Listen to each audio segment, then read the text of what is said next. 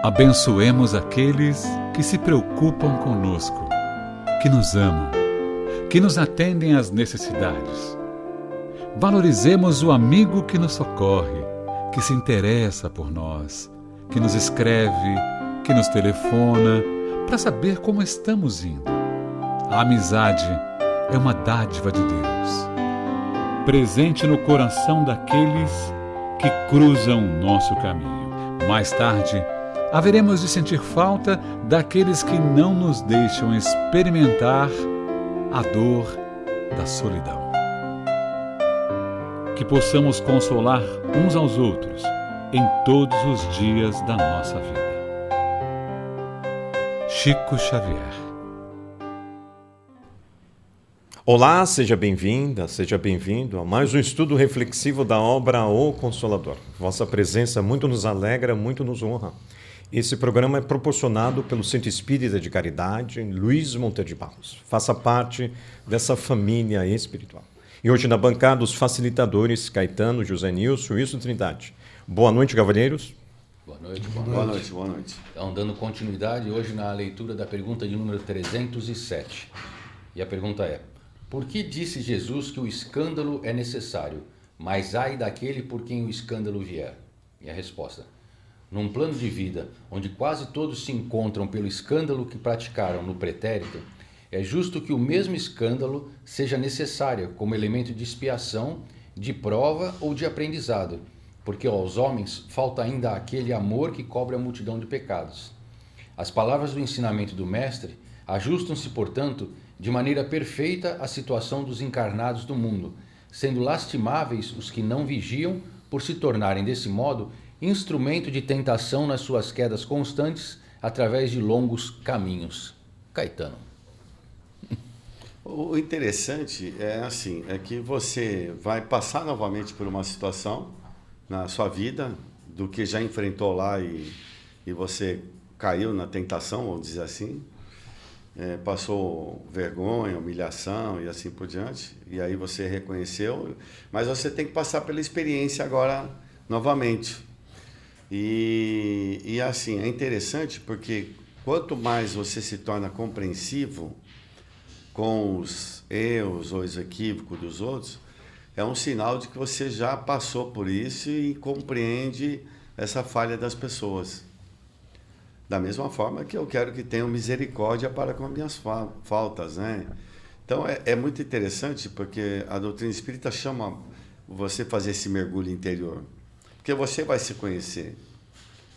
E saiba que se está passando por um momento difícil aí, principalmente que traz escândalo, traz uma repercussão maior, realmente às vezes você está passando por uma experiência para avaliar tudo aquilo que no passado aconteceu e nunca mais você precisa passar.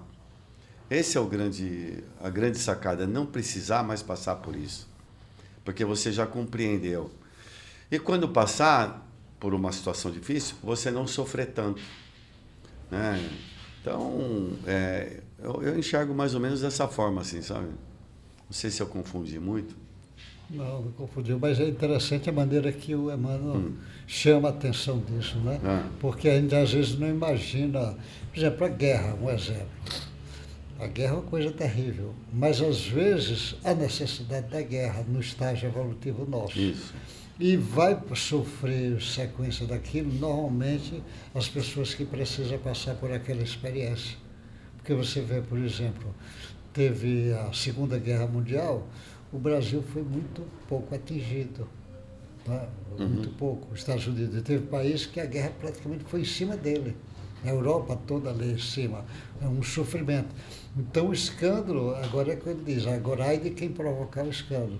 Porque às vezes a pessoa está como Chico, nós falamos esses dias, quando o cara diz: Chico, eu faço tudo direitinho, eu sou espírita, mas meu vizinho está lá fazendo coisa errada e está só dando vantagem. Ele falou: você já está colhendo os frutos do seu resgate, está se libertando. E o seu vizinho nem começou ainda, está semeando.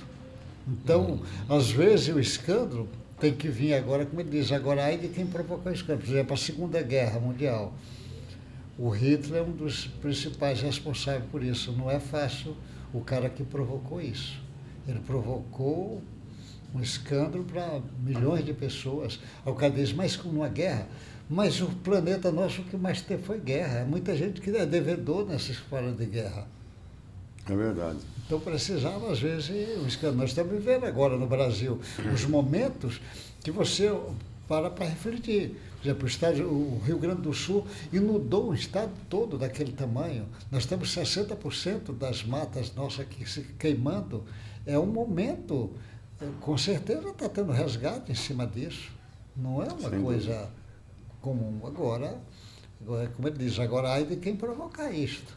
Que está fazendo intencionalmente, esse é terrível para ele. E interessante que na primeira linha dessa resposta ele fala, né?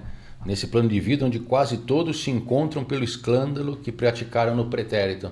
Então fala, né, que através da lei de ação e reação, né, as dores, o mal que a gente causou, a gente acaba se encontrando com os mesmos personagens da história do passado, né, com novos nomes, novas, né, posturas, mas para realmente a gente passar pela mesma situação, né? Vamos lá, 308. As palavras de João, a luz brilhou nas trevas e as trevas não a compreenderam.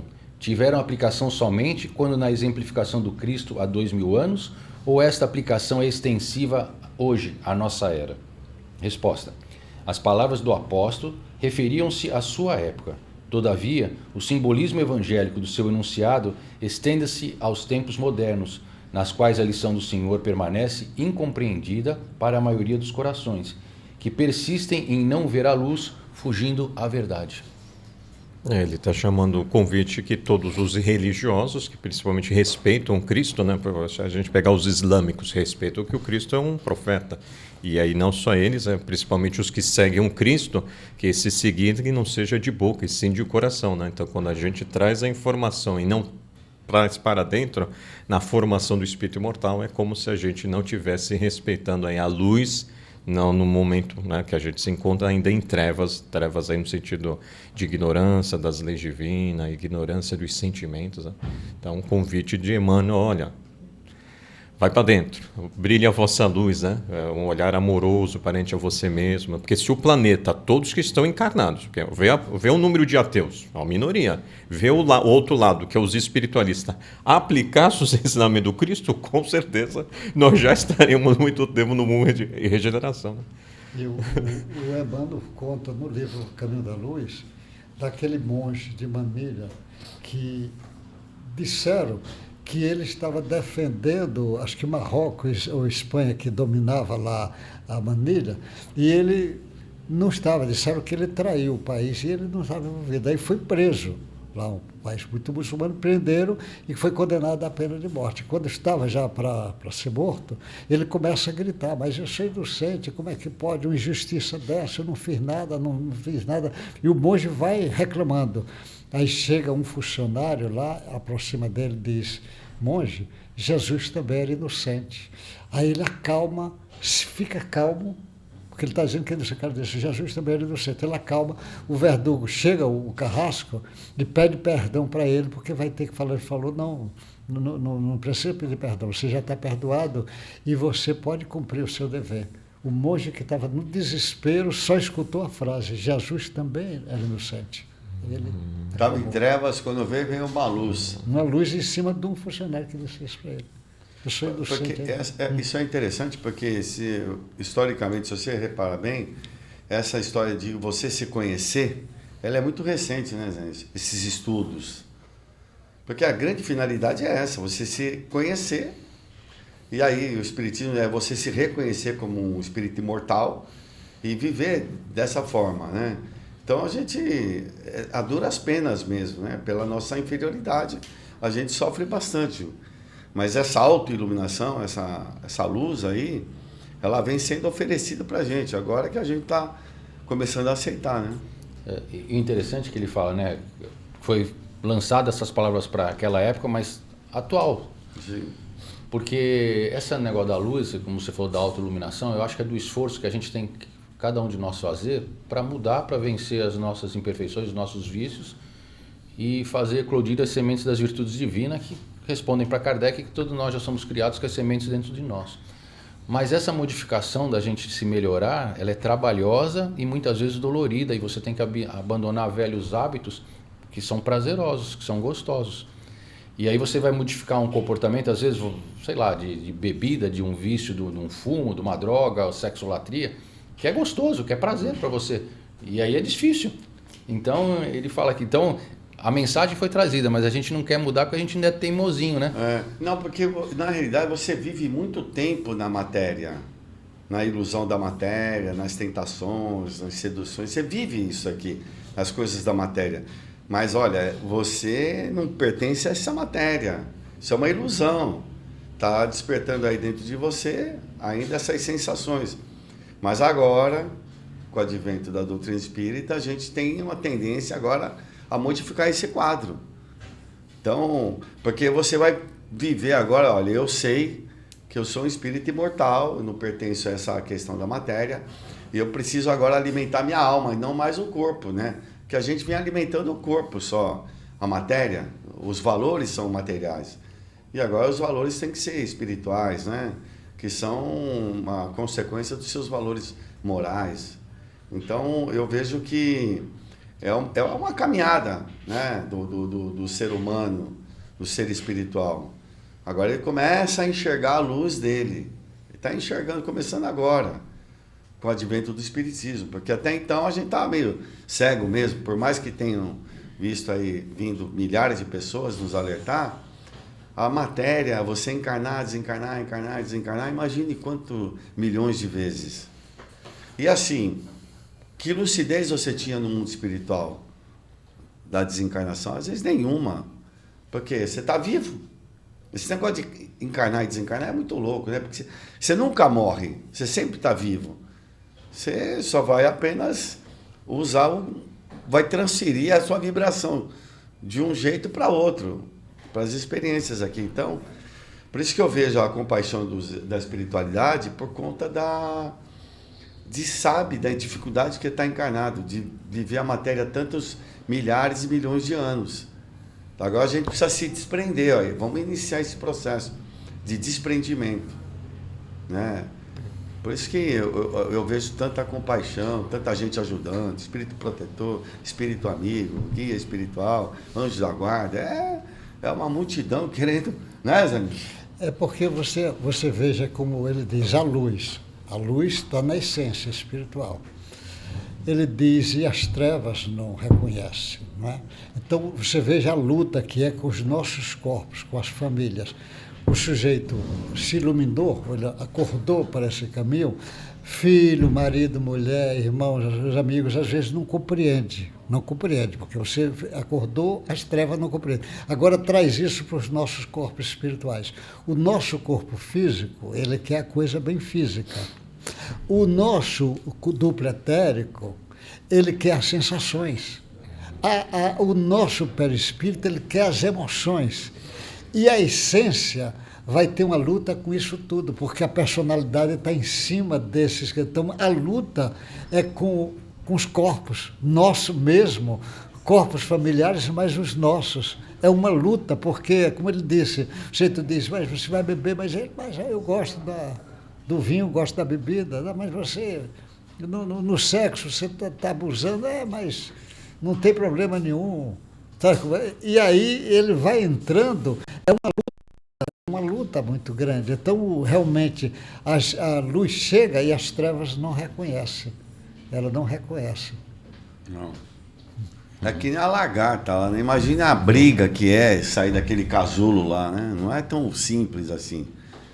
É que nada é simples no universo, nada. Tudo é muito complexo. É que a nossa inferioridade não consegue perceber essa complexidade. A gente faz uma análise sempre superficial, mas é muito complexo, né? Imagine analisar uma célula, funcionamento de uma célula que vive num sistema, órgão e sistema. Não é uma coisa doida. Aí você pega um átomo, pega um sistema, uma órbita, não é verdade? Sim. Olha, daqui tantos anos vai passar de novo. É uma coisa doida, né? Como ele disse do casulo, você vê do ser humano quando vai desencarnar. Eu mesmo, igual exemplo, a lagarta para a borboleta. Ele Por isso que eles fazem comparações, tem vários que fazem a comparação, que é a mesma coisa. Ou a dificuldade para largar isso. Porque a hora que esse assunto for mais falado, divulgado, de uma maneira, eu acho que um pouco mais correta, no sentido de que a gente, como a gente também carrega muita culpa, então a gente tem um discurso muito piedoso, né? Na realidade é esclarecimento, a gente tem que estar esclarecido sobre esse assunto, né? É um assunto do cotidiano. Talvez vamos supor aí, um dia ter uma aula, como é que é uma encarnação, como é que é a justiça divina, como é que funciona isso. Imagine, eu quando fui aprender homeopatia, eu fiquei maravilhado. Eu falei, a hora que todo mundo souber o mecanismo, como é feito, qual foi o desenvolvimento do que o Hahnemann fez para poder desenvolver o medicamento, é um medicamento eleito. Você entendeu? Porque a alopatia tem um sistema muito cruel. Ela não cuida de você, ela cuida daquilo que você, do efeito seu. E suprime, né? E assim, o estudo que ele fez é coisa de doido. Doido. Não é... Uma pessoa normal não pensaria assim, né? Espírito já preparado. Então, mas assim, eu imaginava durante as aulas, eu falei, se isso der na TV uma explicação dessa que eu estou recebendo, fecha as farmácias aí e sobre homeopatia. Vamos lá. Pergunta... Não sei se é para falar em público. Nós estamos falando aqui no... 309. Em que sentido devemos interpretar as sentenças de João Batista? A quem pertence a esposa é o esposo, mas o amigo do esposo com quem ele está e ouve, muito se regozija por ouvir a voz do esposo. Por este gozo eu agora experimento. É preciso que ele cresça e que eu diminua. Então aí é um comentário do Emmanuel, né? O esposo da humanidade terrestre é Jesus Cristo, o mesmo Cordeiro de Deus que arranca as almas humanas dos caminhos escusos da impenitência. O amigo do esposo é o precursor, cuja expressão humana deveria desaparecer, a fim de que Jesus resplandecesse para o mundo inteiro no seu evangelho de verdade e vida. Então ele está fazendo alusão, né? É preciso que eu cresça para que eu diminua. Então ele está falando que o esposo da humanidade, né? O marido da humanidade para todos, né? É Jesus Cristo, né? Que ele está falando. E o companheiro somos nós que estamos aí na jornada tentando vencer as imperfeições da gente. Então é isso que ele está fazendo aqui, uma comparação com essa frase que deixou aqui para nós aqui nos evangelhos de João Batista. Muito sábio, né? Que a gente diz a esposa é a humanidade, que o esposo é que vai consociar. Então Jesus é como se fosse o esposo. E ele é apenas amigo do esposo. Fica alegre porque está participando da festa, mas o esposo é que... A festa é do esposo. E a humanidade está desfrutando o privilégio de ter aquele esposo. Então ele diz, ele até então estava aparecendo, porque o esposo ainda não tinha aparecido para a festa. O esposo chegou. Agora ele não precisa mais aparecer. Ele vai diminuir para... É assim que o Chico faz. Ele se diminui para o espiritismo crescer. É assim que você vê esses espíritos de muita evolução. E se você olhar assim que Jesus faz, para Deus é que tem que crescer. Ele diz, é o Pai, ele chamando a atenção.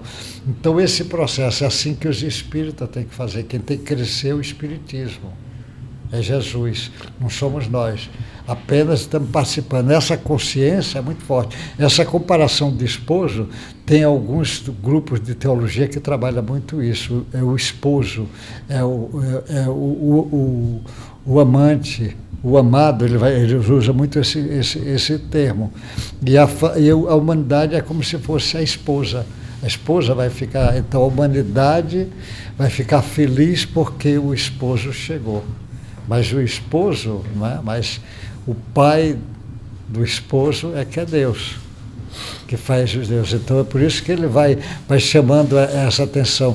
Deus ali é o Pai, Jesus é o Filho, não é?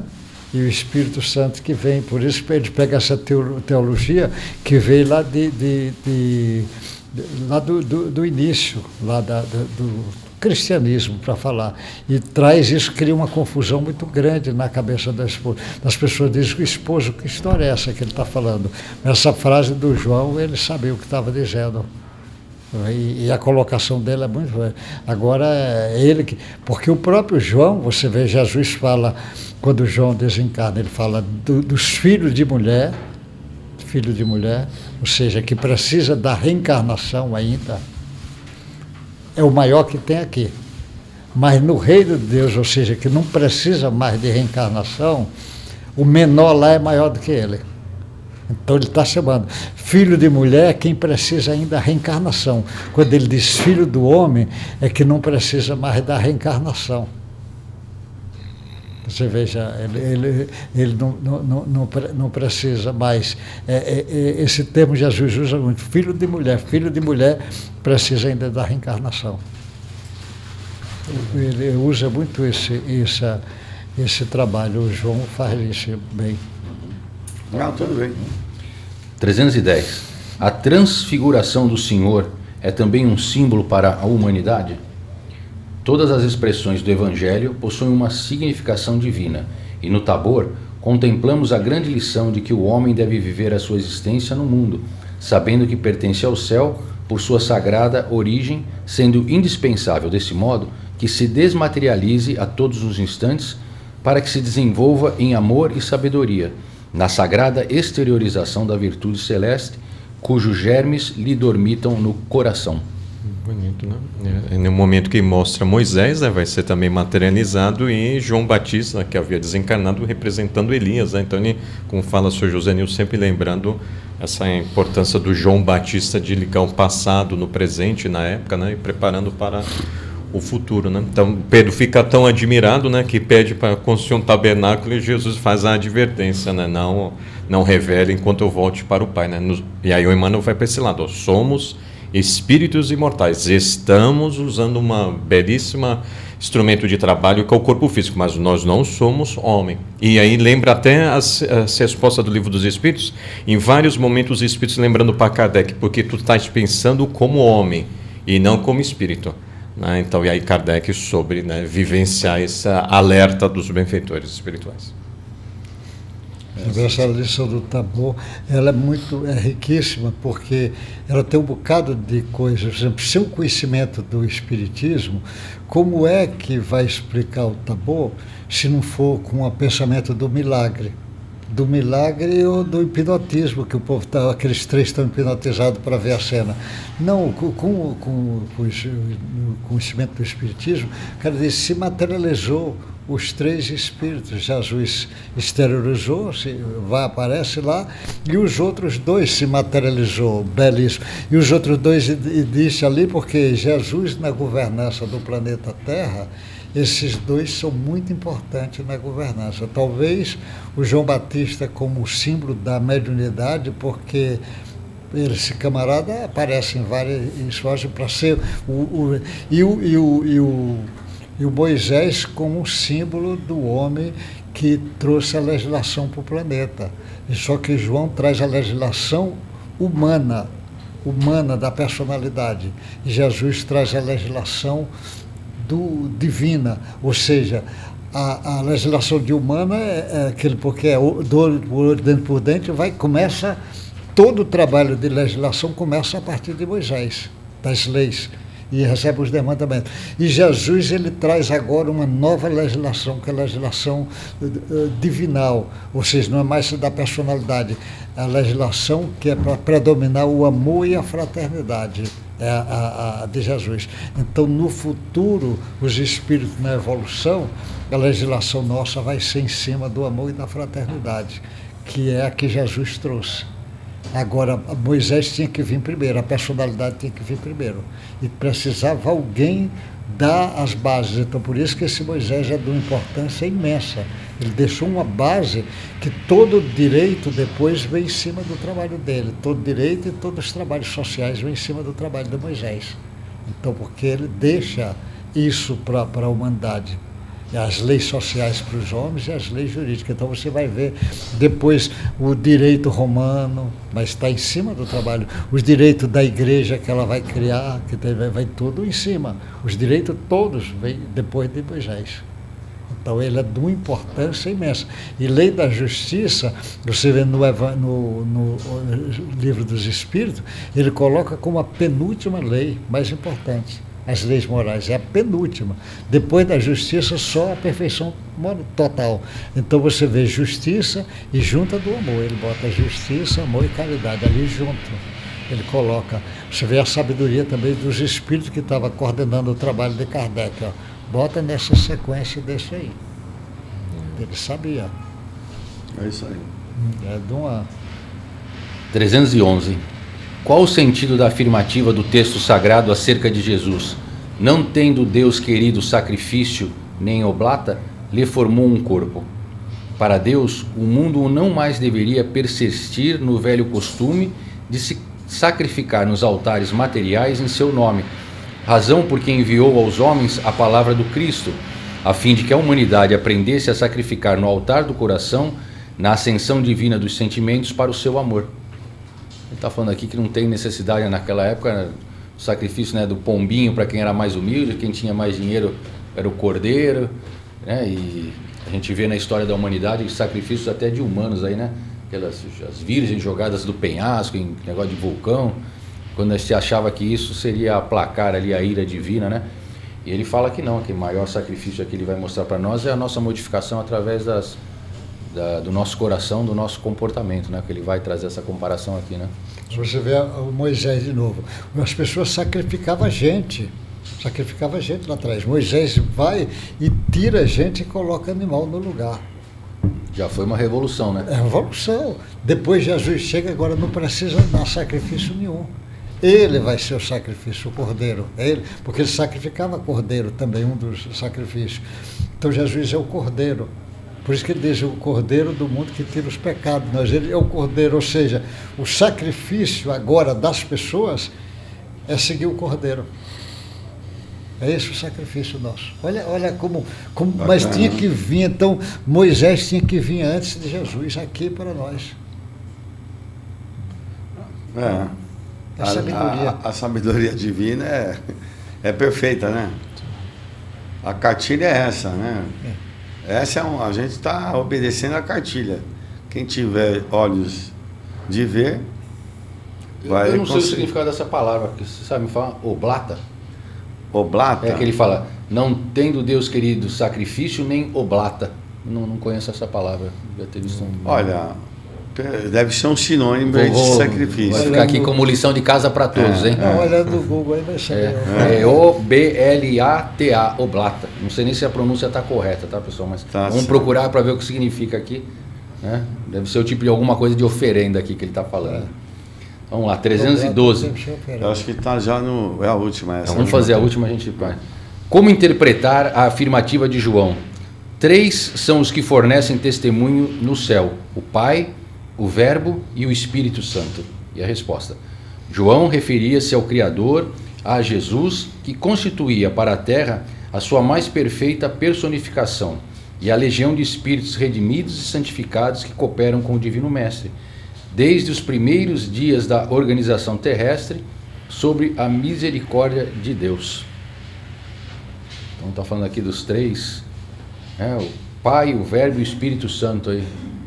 Porque essa é uma discussão da teologia muito grande, porque ele diz assim, porque ele começa o João falando, e fez-se o verbo quando ele diz em hebreu, mas fala nos gregos, fez o logos, é como se fosse a palavra, o verbo é palavra, então é como se que a palavra é a base, e a palavra ele vai se materializar.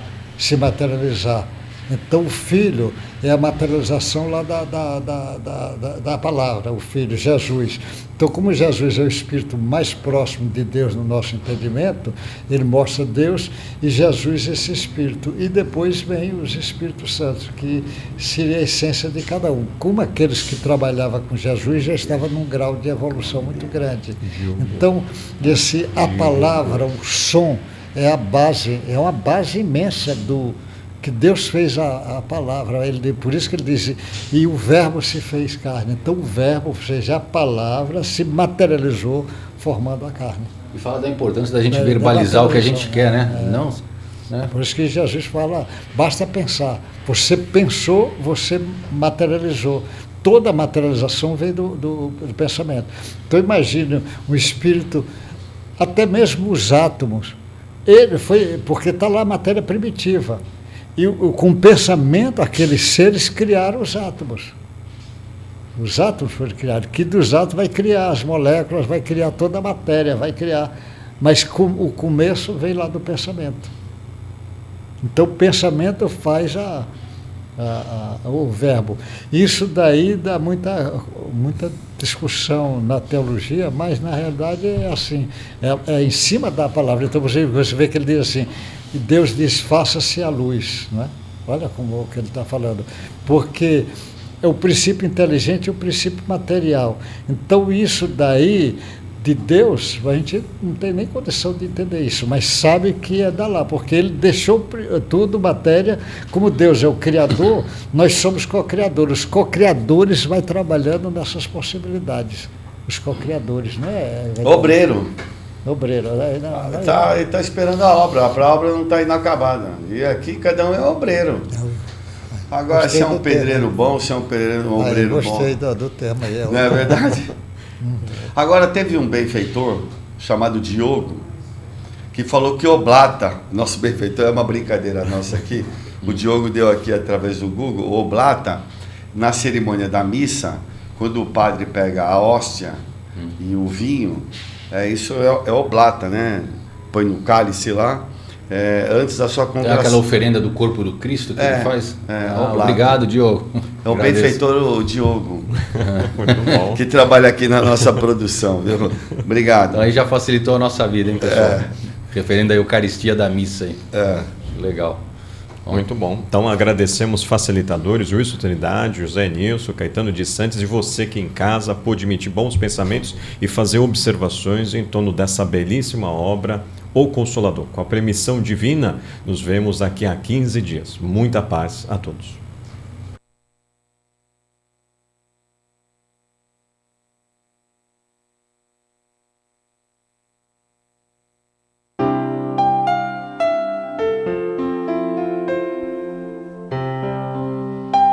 Abençoemos aqueles que se preocupam conosco, que nos amam, que nos atendem às necessidades. Valorizemos o amigo que nos socorre, que se interessa por nós, que nos escreve, que nos telefona, para saber como estamos indo. A amizade é uma dádiva de Deus, presente no coração daqueles que cruzam o nosso caminho. Mais tarde, haveremos de sentir falta daqueles que não nos deixam experimentar a dor da solidão. Que possamos consolar uns aos outros em todos os dias da nossa vida. Chico Xavier.